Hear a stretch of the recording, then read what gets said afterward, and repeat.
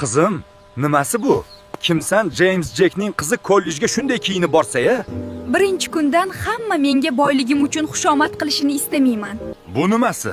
Velosipedda ketmoqchimisan? Kollej ancha uzoq. Qo'riqchilar o'zlari eltib qo'yadi, nima qilasan o'zingni qiynab? Yo'q, dadajon. Boshqalardan ajralib turishni xohlamayman. Keyin menga hamma soxta munosabatda bo'ladi.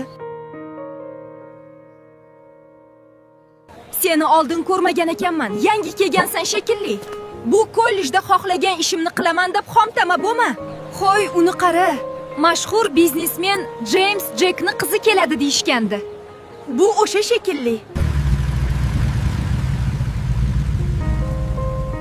Qara, yur gaplashamiz.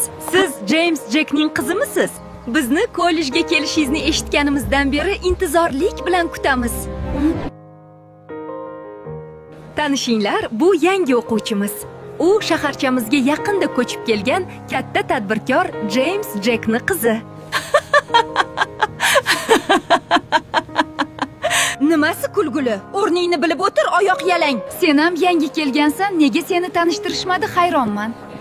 Darsda rosa asabimni buzding. O'zingni kim deb o'ylayapsan, oyimcha? Usti boshingni qara, odamni ko'ngli ozay deydi.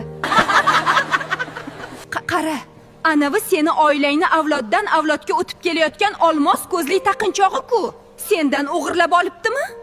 Bu o'zimniki, buvim sovg'a qilgan. Hech kimdan o'g'irlaganim yo'q.